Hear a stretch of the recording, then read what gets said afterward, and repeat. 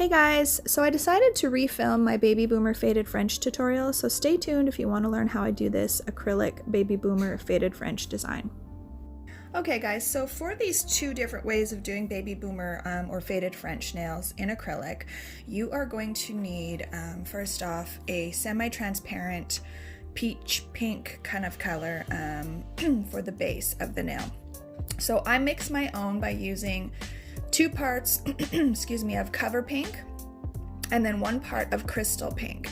Now if you don't have crystal pink, you can just use clear and then add a very tiny amount of a pink pigment. Like I actually use a neon pigment, and when I say a tiny amount, I mean like the tiniest little dot amount, like a dot. And then I use a mortar and pestle and I grind it kind of together just to make sure everything blends if I ever run out of my crystal pink. But if you have crystal pink, like I said, it is 2 parts cover pink, 1 part crystal pink.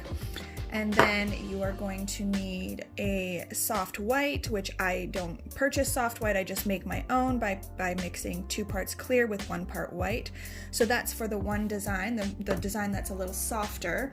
And then for the other one that is a little bit brighter, you will need a bright white acrylic, and then a clear acrylic, and of course your same semi-transparent pink. And then of course you are going to need a monomer of choice and an acrylic brush. I am currently using the JOHENS big one. I got it from Crystal Nails in Saskatoon and I quite like it. I would say it doesn't say a size on it, it's just called the big one, but I would say it's probably equivalent to a number 12. I never work with anything larger than a number 12. I don't see the purpose of it even with long nails, but I know some ladies use those massive size 25 or 43 or whatever they are.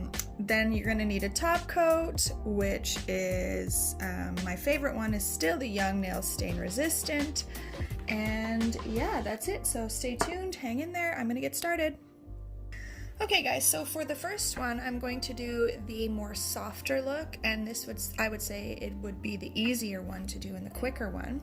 So what you're going to do is you're going to take your soft white and you are going to start at the tip. I'm at the tip area, and you are simply going to apply a bead of acrylic, and you want to do this fairly thin. You do not want it to be thick at all, and you are going to just very simply feather it up towards the cuticle area. So you're blending, you're fading it, right?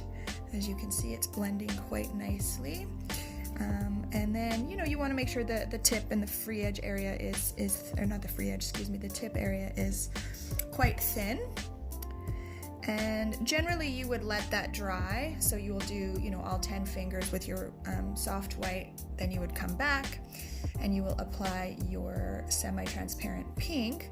And so for this, you'll want to either do it in a couple of steps, or you could do a 1-ball method.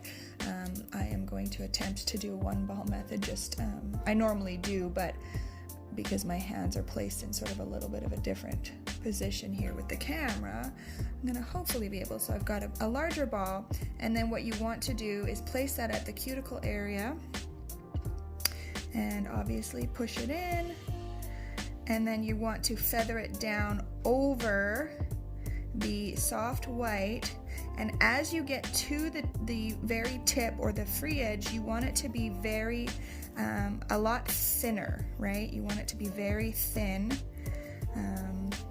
not like super thin, because we actually aren't going to cap this with clear. That's the nice part about doing this really soft look, is that you don't actually cap it with clear, because as you can see, you build everything right in, and because the pink is semi-transparent, you still see the tip of the white. If I put my hand here, you probably get a better so yeah, super easy. And then that would be it. You would just finish file the nail, shape it, buff it, all that stuff, and then apply your top coat. So I'll let this one cure as I move on to the other one, which is going to have 3 steps of acrylic application, and then I will file and shape them both, top coat them, and then take final photos for you guys. But as you can see, this one was super quick and super easy. It's a very soft and natural look.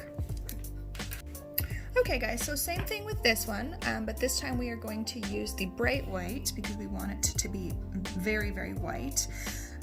So again, you are going to grab a, smaller bead of acrylic, apply it to the tip, and we are going to feather it up. So again, we're going to pat it in, and then we are going to feather it up. Now, the bright white, of course, is not going to feather, as I would say, as nicely or blend as nicely because it's a brighter white. So you are going to see, it still does blend nice, but it just doesn't blend as softly, I would say. But that's okay because we're going to be covering it anyways with the semi-transparent pink. So again, you want it to not be super, super thick, but we do want to have a good coating of the white so that it's very white at the tip. I am going to add just a smidgen more onto this one because I can see a little shadow there. So I am going to add just a little bit, excuse me, to make sure that I've got a really nice white coverage at that very tip area. So we've got that. Okay, so again, you wanted to let this dry, continue on to all 10 fingers, and then come back, and by the time you get back, excuse me, it will be dry. So I'm just gonna give this a second here, and I'm gonna grab my bead of pink. So now with this one, you still are using the semi-transparent pink, but we are not going to cover the entire nail. We're not going to cover the entire tip with the transparent pink. It's going to just very, very, very lightly touch the tip of the nail because we don't want that pink, or excuse me, that white at the very, very tip to be covered. We want it to show really, really white. So as you can see, I am just kind of patting the acrylic, and then I'm very, very, very lightly feathering it down over that middle part so that we can blend where the two colors meet. So we have that fade, but as you can see, the white is a lot more visible on this one. And then we have to go back in and cap with clear because obviously if I tilt it to the side, you can see that it's not really built properly. But not only that, once you go to file, if you don't cap this whole nail, you will end up filing the color out, which you don't want. So I'm gonna go in and cap with acrylic, the clear acrylic. And then once you do that, oh, I got a little something in there, fuzzy or glitter. So yeah, once you cap with your clear acrylic, that's when you would let it cure, obviously, and then go back in and do all your finish filing. So you don't really need a huge amount of clear at the cuticle area because you've built it up already with the transparent pink. It's more so towards the center and the tip.